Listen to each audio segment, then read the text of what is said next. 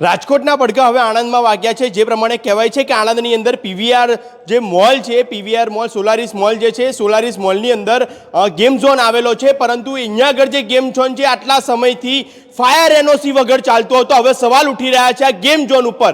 જ્યારે રાજકોટની અંદર આટલી મોટી દુર્ઘટના જ્યારે સર્જાઈ છે અને જ્યારે જેના દ્રશ્યો છે તે હચમચાવી નાખનારા છે, ત્યારે અત્યારે ફાયર બ્રિગેડની ટીમ અને ફાયર બ્રિગેડના સુપ્રિન્ટેન્ડન્ટ ધર્મેશ ગોળ સહિતની ટીમ અત્યારે ગેમ ઝોન ખાતે પહોંચી છે। જે તમામ પ્રકારે અત્યારે જે ઇલેક્ટ્રોનિક રૂમ છે સાથે જે ફાયરની જે સેફટીની અત્યારે સમીક્ષા કરી રહી છે, પરંતુ વાત આજે એ રહી છે કે આણંદની અંદર આટલા સમયથી ચાલતો આ ગેમ ઝોન પણ ફાયર એનઓસી નથી। હા, મોલ પાસે ફાયર એનઓસી છે, પણ આ ગેમ ઝોન પાસે ફાયર એનઓસી નથી। સવાલ ઉઠી રહ્યા છે અહીંયા આગળ ગેમ ઝોનના સત્તાધીશો, માલિકો સામે કે આટલા સમયથી શું કરતા હતા। અને વાત આજે એ છે કે આણંદના તંત્રની પણ વાત કરવામાં આવે તો આણંદનું તંત્ર પણ આટલા સમયથી શું કરતું હતું, આવો મારી સાથે અત્યારે જે પ્રમાણે બતાવીશ કે ફાયર બ્રિગેડના સુપ્રિન્ટેન્ડન્ટ ધર્મેશભાઈ ગોળ સમગ્ર ટીમ સાથે અત્યારે આગળ પહોંચ્યા છે અને અત્યારે જે સમીક્ષા કરી રહ્યા છે, આપ દ્રશ્યને બતાવવાનો પ્રયત્ન કરીશું। આપ જે દ્રશ્ય જોવો છો કે જ્યારે અત્યારે ફાયર બ્રિગેડના સુપ્રિન્ટેન્ડન્ટ ધર્મેશભાઈ ગોર અત્યારે આગળ પહોંચ્યા છે। ખાસ મહત્વની વાત એ કરીશું કે અત્યારે આજે મોલ પાસે અહીંયા આગળ ફાયર એનઓસી છે, પણ આ જે ગેમ ઝોન છે તેની પાસે ફાયર એનઓસી નથી। સવાલ હવે અત્યારે ઉઠી રહ્યા છે। જી, આગ લાગે તો શી દશા થાય? શું થયું છે? અત્યારે બહાર ગરમ છે, જો અડી ગયો બધા, જો હવે આની મેં શોર્ટ સર્કિટ આનાથી થાય। હવે આ જગ્યાએ જ્યારે ઓલવવાનું થાય તો કેવી રીતે ઓલવવું એ જ મોટો પ્રશ્ન છે। ધર્મેશભાઈ શું કહેશો અત્યારે? ધર્મેશભાઈ અત્યારે સમગ્ર મામલે અત્યારે તમે શું કહેશો? એક મિનિટ, હા જી, શું કહેશો? કરાવી દેવામાં આવશે। પહેલું સીલ વાગી જશે અને બંધ જ્યાં સુધી આ મોલની ફાયર એનઓસી ના થાય ત્યાં સુધી એને ખોલવા માટે કોઈ પરમિશન આપવામાં આવશે નહીં। બરોબર છે। જે પ્રમાણે કહેવાય છે કે આ ગેમ ઝોન અત્યારે આણંદની અંદર આટલા સમયથી ચાલી રહ્યું હતું અને આણંદના ગેમ ઝોન પાસે પણ ફાયર એનઓસી નથી।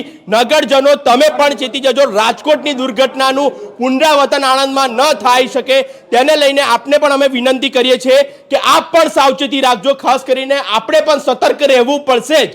તંત્ર તો હવે તેની કામગીરી કરશે, પરંતુ આપણે પણ સતર્ક રહેવું પડશે। આ જે સોલારિસ મોલની અંદર આવેલું આ ગેમ ઝોન છે અને આ ગેમ ઝોનની અંદર પણ ફાયર એનઓસી નથી। સાહેબ, અત્યાર સુધીની અંદર કેટલા લોકો આવ્યા છે?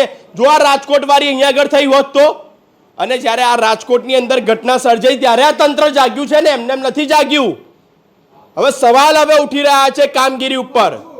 આપ જે દ્રશ્ય અત્યારે જુઓ છો કે અત્યારે આણંદ ફાયર બ્રિગેડના સુપ્રિન્ટેન્ડન્ટ ધર્મેશભાઈ ગોર, ધર્મેશભાઈ હવે કયા પ્રકારની કાર્યવાહી કરવામાં આવશે કે શું કરવામાં આવશે? અમને સૌથી પહેલાં આ ગેમ ઝોન છે એ ટોટલી સીલ કરી દેવામાં આવશે અને જ્યાં સુધી અમની ગેમ ઝોનની ફાયર એનઓસી નહીં થાય ત્યાં સુધી અમને કોઈ પણ જાતની ખોલવા માટેની પરમિશન આપવામાં આવશે નહીં। બીજું કે સમગ્ર જિલ્લાની અંદર પણ કયા પ્રકારની કાર્યવાહી કરવામાં આવશે, કારણ કે આ પ્રકારની ઘટના જ્યારે આણંદની અંદર પુનરાવર્તન ન થાય તે માટે? આજે રાજકોટ બન્યા પછી અમારે રાત્રે કમિશનરશ્રીનો, ડાયરેક્ટરશ્રીનો કોલ કરીને આવેલ અને મેસેજ થયા, વિડીયો કોન્ફરન્સ થઈ કે જે જગ્યાએ ગેમ ઝોન હોય ત્યાં જઈને સત્વરે એનું ચેકલિસ્ટ અમને ફાયરનું મોકલ્યું છે, ભરી અને અમને સત્વરે ત્યાં પહોંચાડવાનું છે અને જે જગ્યાએ ફાયર એનઓસી ના હોય એને તાત્કાલિક ધોરણે સીલ કરી દેવું એવો હુકમ કરવામાં આવેલ છે। જી, આપ અહીંયા આગળ સંચાલક છો? ના, હું સંચાલક નથી, હું ફાયર સેફટીનું કામગીરી સર્વિસ કરીએ છીએ। હા ભાઈ, આગળ કોણ છે સંચાલકમાં? આગળ તમે? વડીલ, આ ગેમ ઝોન કેટલા સમયથી ચાલી રહ્યો છે? આ ગેમ ઝોન 2018માં ચાલુ થઈ ગયું। 2018માં? તો એની પાસે હજી સુધી ફાયર એનઓસી નથી? ફાયર એનઓસી એકચ્યુઅલી મૂળના અંડરમાં ચાલે છે, એટલે ફાયર એનઓસી તો એની હતી પહેલાં, પણ અત્યારે કેવું કોમન હતી, પણ અત્યારે રિન્યૂ કરવાની બાકી છે। તો આ રાજકોટમાં જે ઘટના બની આપ સૌ કોઈ જાણો છો, એ ઘટનાનું પુનરાવર્તન અહીંયા થયું હોત તો? એ વાત તો બરાબર છે, એ વસ્તુ તમારી યોગ્ય છે, દુર્લભ વસ્તુ છે, એ વસ્તુ ના હોવું જોઈએ। હવે તમે શું કરશો આગળ? આના માટે અમારે એ રીતના પગલાં લેવામાં આવશે કે કેવું આવી કે જે કોઈ દુર્ઘટના થતી હોય એ પ્રમાણે કોઈ દુર્ઘટના ના ઘટી જાય। ફાયર એનઓસી શું લેશો?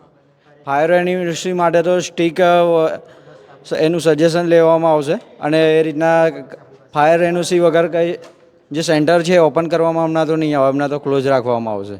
અત્યારે જે પ્રમાણે કહેવાય છે કે અત્યારે ફાયર એનઓસી નથી, તેટલા માટે થઈને આ ગેમ ઝોનને હવે સીલ મારી દેવામાં આવે છે. ફાયર બ્રિગેડના સુપ્રિન્ટેન્ડન્ટ ધર્મેશભાઈ ગોરે જણાવ્યું છે.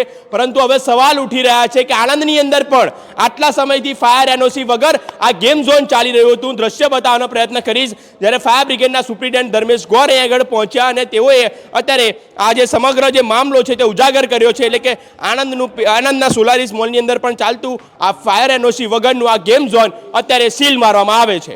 સોલારીસ મોલની અંદર જે ગેમ ઝોન ચાલી રહ્યું હતું, ટાઈમ ઝોન, તેને અત્યારે સીલ કરવાની કાર્યવાહી હાથ ધરવામાં આવી છે. જે પ્રમાણે કહેવાય કે વગર ફાયર એનઓસી વગર જ આ ગેમ ઝોન ચાલી રહ્યું હતું. છેલ્લા 6 વર્ષથી આ ગેમ ઝોન ચાલી રહ્યું હતું.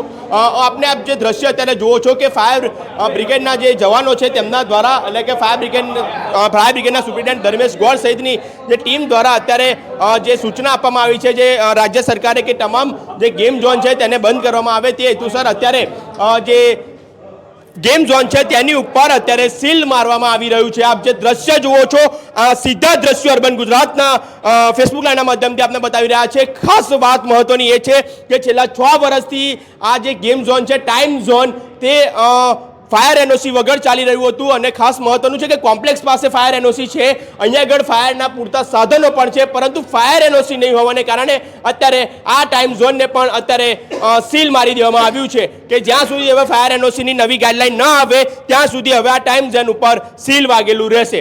આપ જે દ્રશ્ય જુઓ છો અત્યારે કે ફાયર બ્રિગેડના સુપ્રિન્ટેન્ડન્ટ ધર્મેશ ગોર સહિતના સહિતની ટીમ અને ફાયર જવાનો પણ આગળ ઉપસ્થિત છે ને અત્યારે જે સીલ મારવામાં આવી રહ્યું છે. અત્યારે ટાઈમ ઝોનને સીલ વાગી ગયું છે. આપ જે દ્રશ્ય જુઓ છો કે રાજકોટના જે ઘટના બની છે ગત રોજના, એના પડઘા હવે આણંદની અંદર વાગ્યા છે. અને રાજકોટની ઘટના જે છે તેને લઈને હવે આણંદની અંદર પણ જે ગેમ ઝોન આવેલા છે તેને સીલ મારવામાં આવ્યું છે. બસ સતત અપડેટ માટે અમારી સાથે જોડાયેલા જો કેમેરામેન અક્ષિત પટેલ સાથે હું છું મનન ઇંગુ, અર્બન ગુજરાત.